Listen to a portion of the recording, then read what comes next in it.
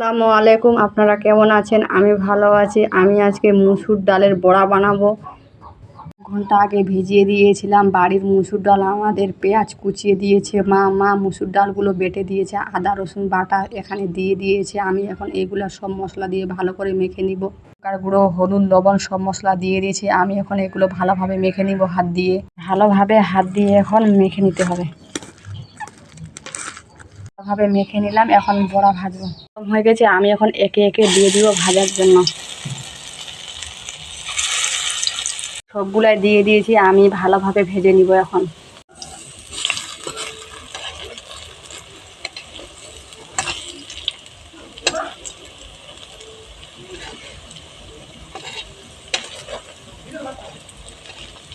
হালকা আছে, ভালোভাবে লাল লাল করে ভেজে নিতে হবে। বড়া ভাজা হয়ে গেছে, কমপ্লিট হয়ে গেছে। খুব সুন্দর একটা রেসিপি, মুচমুচে হয়েছে কালের বড়া। আপনারা একবার হলেও বাড়িতে সবাই ট্রাই করে দেখবেন।